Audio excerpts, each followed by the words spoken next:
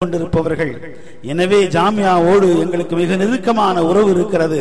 அதுவும் குறிப்பாக ஹஜ்ரத் ஷேகுல் மில்லத் அமானி ஹஜ்ரத் கத்தஸல்லாஹு சிர்ரஹுல் அஸீஸ் அவர்களோடு ஒரு மானசீகமான உறவு எங்களில் ஒவ்வொருவருக்கும் இருக்கிறது.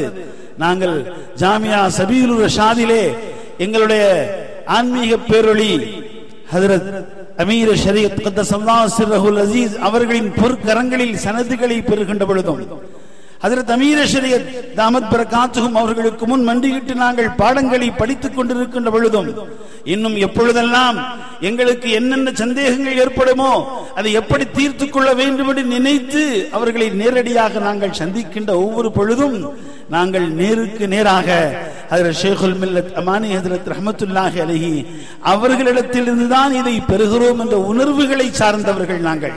என்னுடைய அருமையான இந்த மன்பை சகோதரர்களுக்காக ஒரு சில வார்த்தைகளோடு நான் என்னிடம் சென்று விடுவேன்.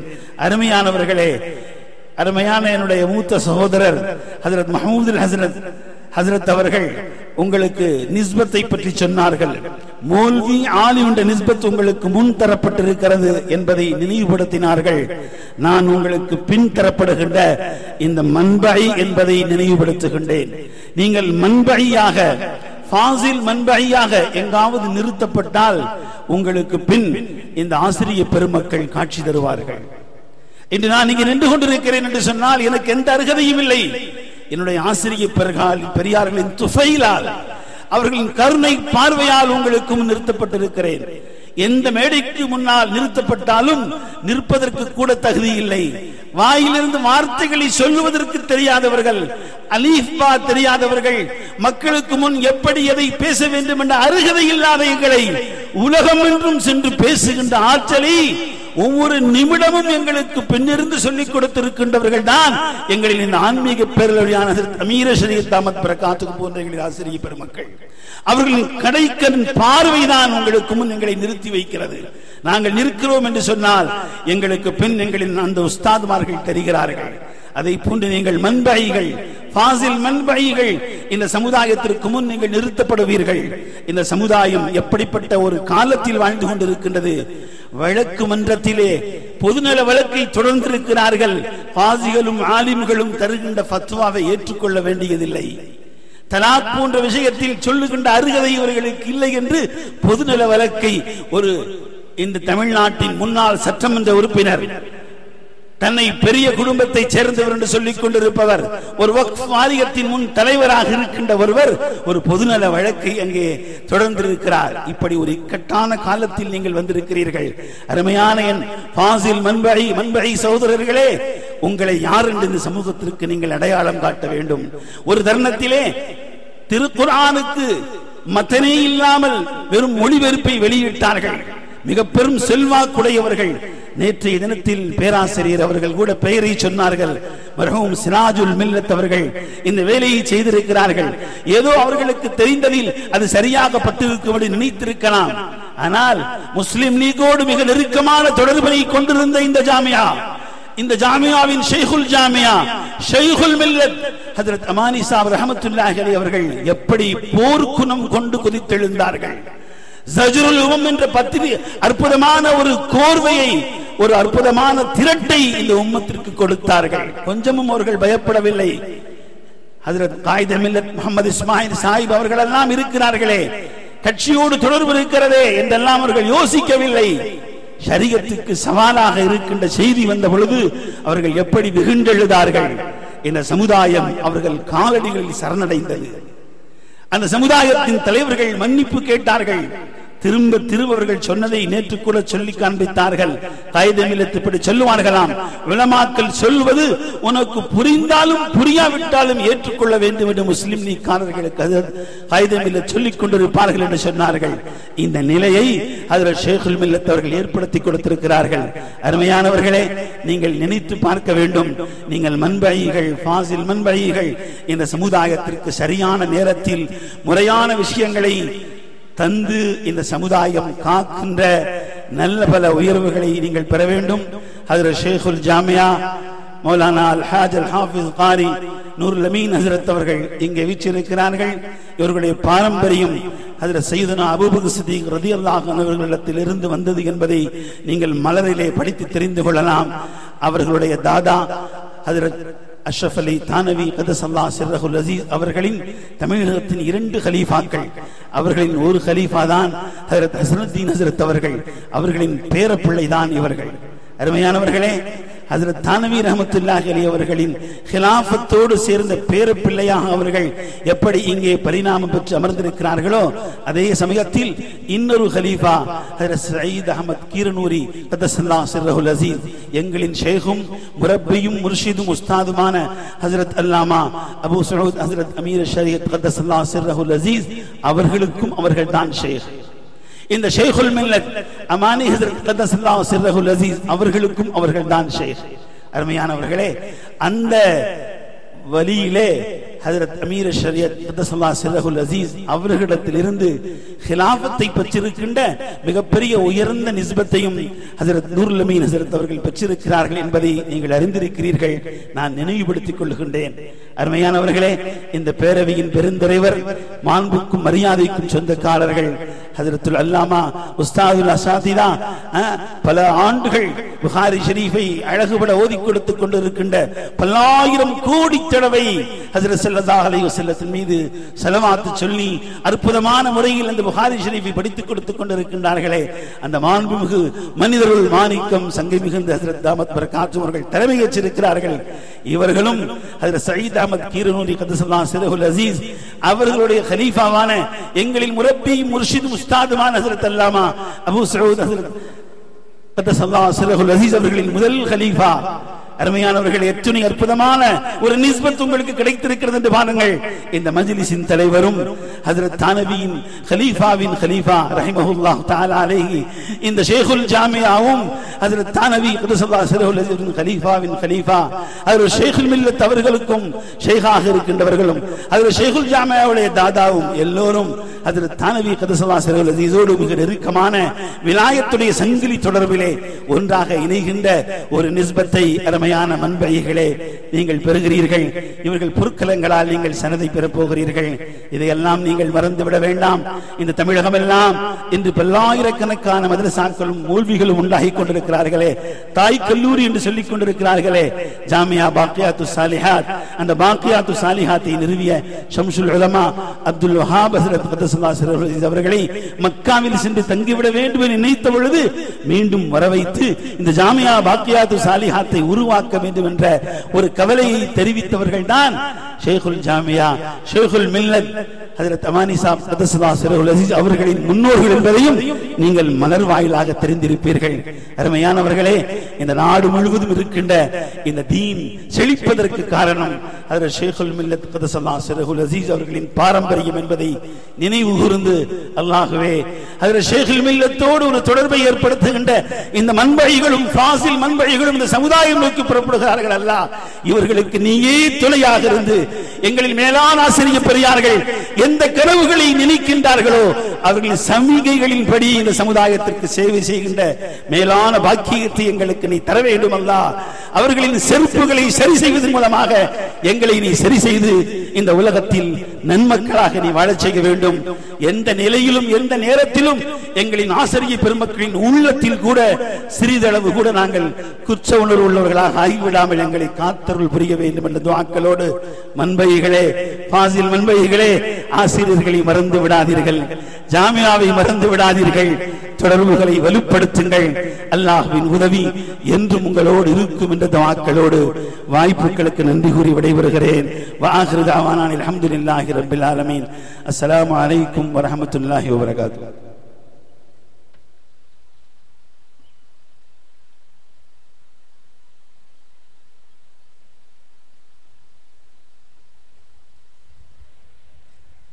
இளைஞர்களுக்கு ஒரு அழைப்பு.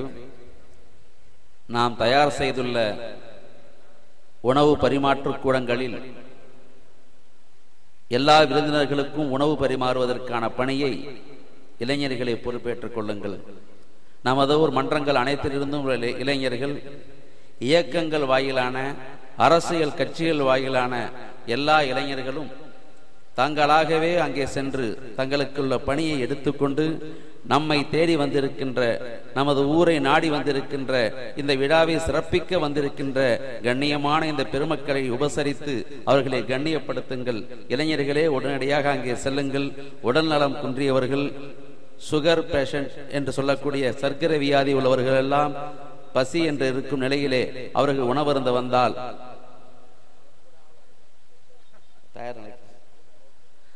தயார் நிலையில் இருக்குமாறு கேட்டுக்கொள்கிறோம்.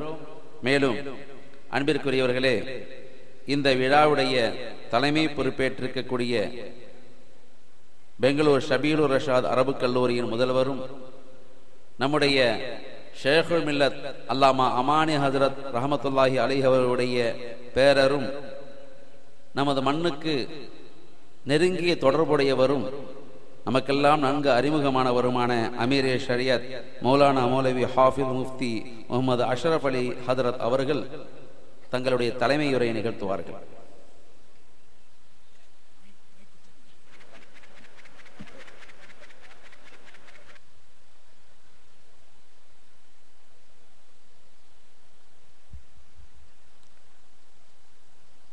السلام عليكم ورحمة الله وبركاته. نحمده ونستعينه ونستغفره ونعوذ بالله من شرور أنفسنا ومن سيئات أعمالنا. من يهد الله فلا مضل له ومن يضلل فلا هادي له. ونشهد أن لا إله إلا الله وحده لا شريك له. ونشهد أنه رسوله أرسله الله إلى الناس كافة بشيرا الله بإذنه وسراجا منيرا. صلى الله عليه وعلى آله وأصحابه وبارك وسلم تسليما كثيرا كثيرا. أما بعد، فأعوذ بالله من الشيطان الرجيم. بسم الله الرحمن الرحيم. لقد جاءكم رسول من أنفسكم عزيز عليه ما عنتم حريص عليكم بالمؤمنين رؤوف رحيم.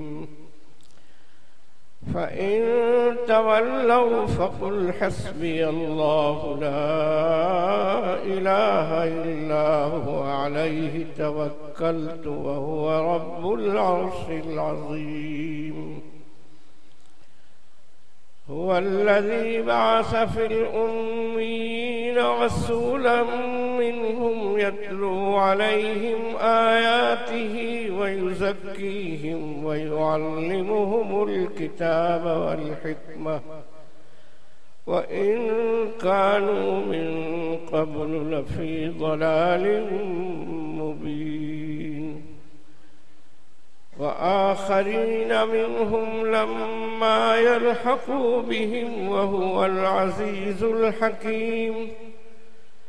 ذلك فضل الله يؤتيه من يشاء والله ذو الفضل العظيم. صدق الله العظيم.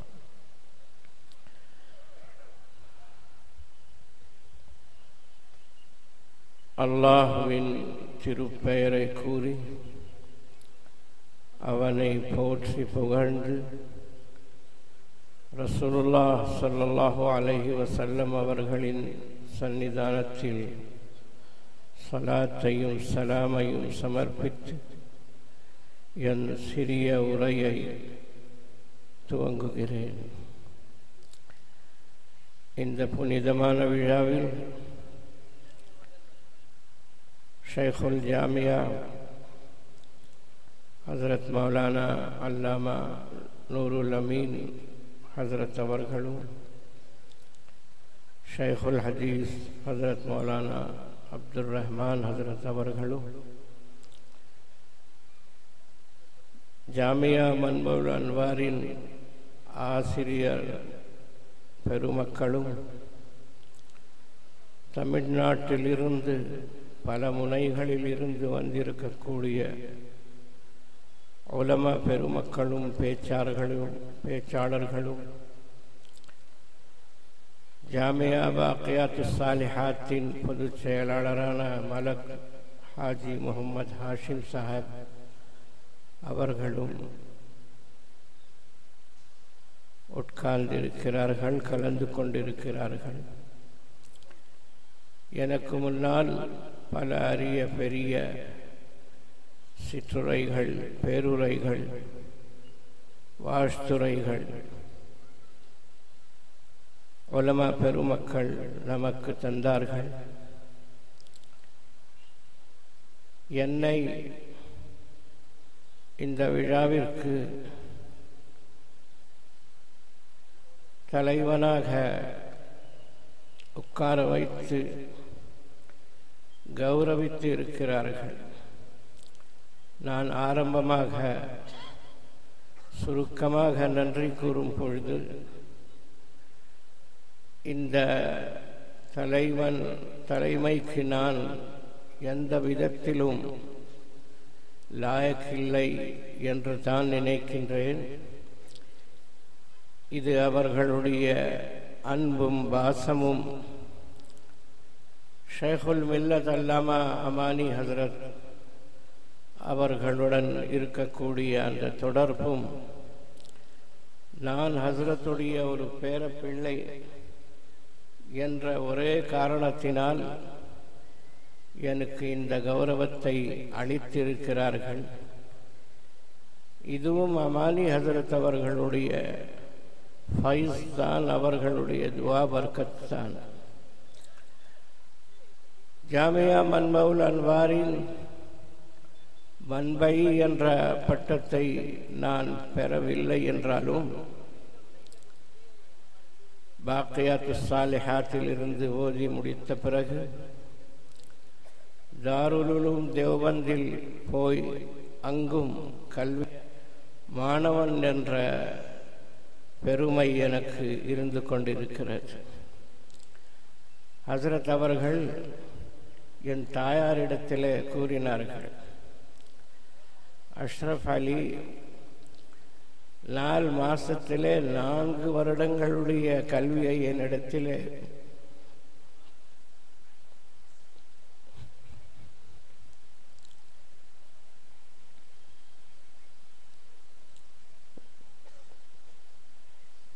பெற்றுக்கொண்டால்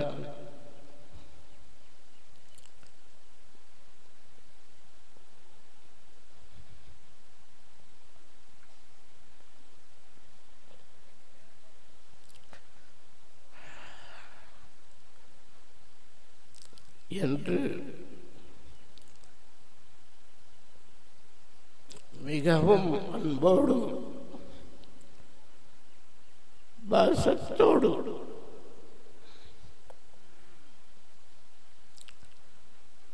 மகிழ்ச்சியாக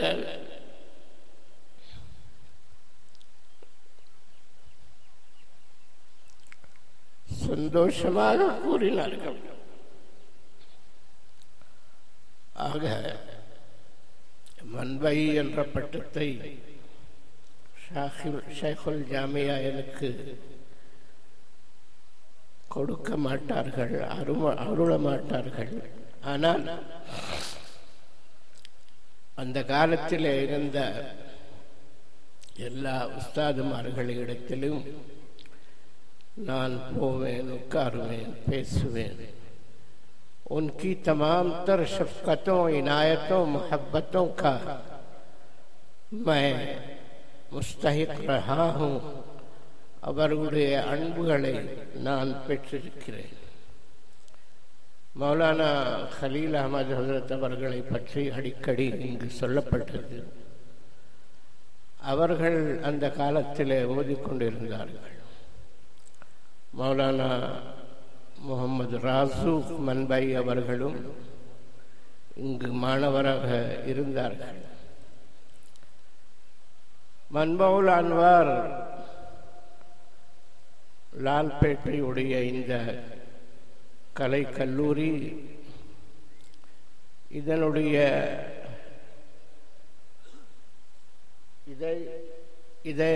இந்த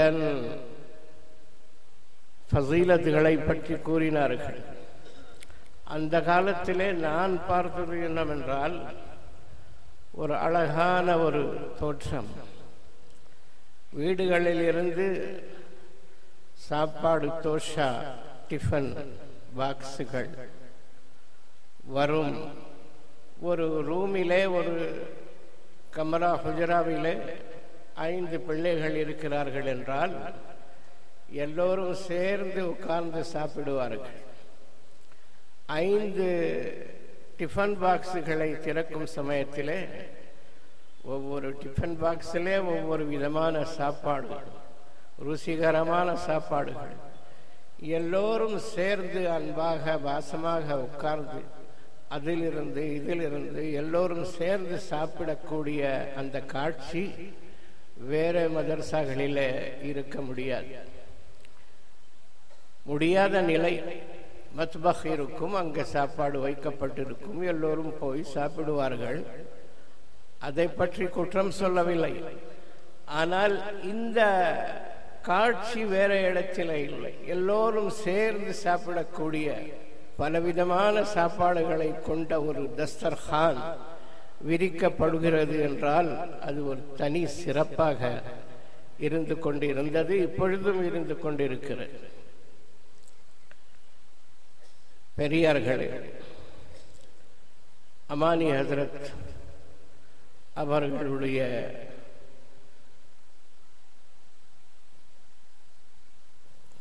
கூர்ந்த அந்த பார்வை, हजरत अमानी की दिक्कत नजरी और उनकी सोच और फिक्र का अंदाज, हाजिर जवाबी की वो कैफियत उलमा में மிக மிக குறைவாகத்தான் நான் கண்டிருக்கிறேன். மிக அஸ்மத்துள்ள ஒரு ஷேகுல் மில்லத் என்ற அந்த பெரியவர், மாணவர்களும் பயப்படுவார்கள், உஸ்தாதுமார்களும் அவர்களுக்கு முன்னால போக கூச்சப்படுவார்கள். ஹஸ்ரத் ஜக்கரியா அவர்கள், அல்லாஹ் அவர்களுடைய கபரை ஒளிமயமாக்க ஆக்க வேண்டும் என்று துஆ செய்கிறேன். அமானி ஹஸ்ரத் என்றால் அப்படியே நடுங்கும் நிலைமை அவர்களுக்கு. பேச, அவர்கள் பெயரை சொல்ல கஷ்டப்படுவார்கள், முன்னாலே செல்ல மாட்டார்கள்.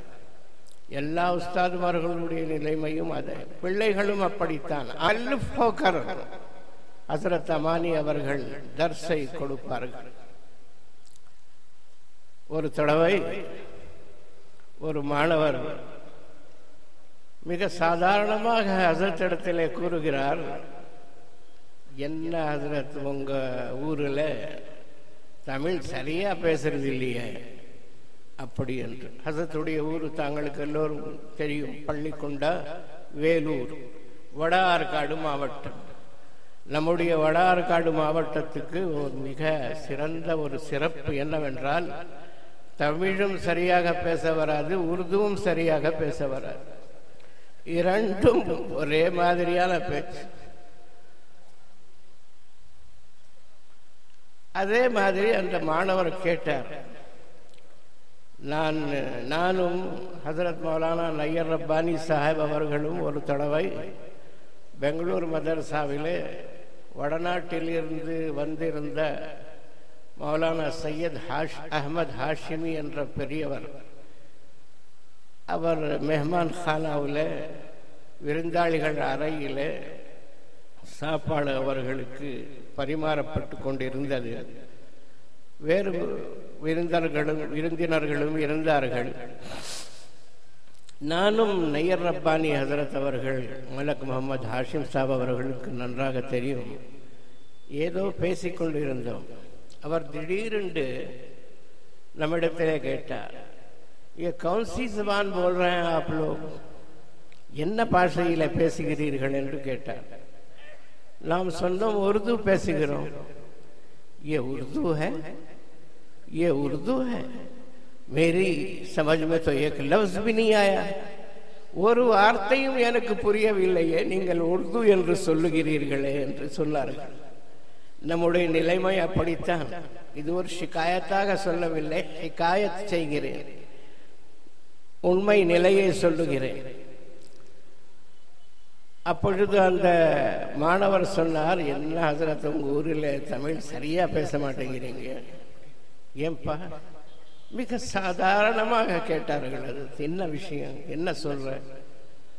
இல்லை அதை இஸ்துக்கிட்டு போறாங்க அப்படின்ட்டு பேசுறாங்க. என்னப்பா அது இஸ்துக்கிட்டு போறாங்கண்டா என்ன அர்த்தம்?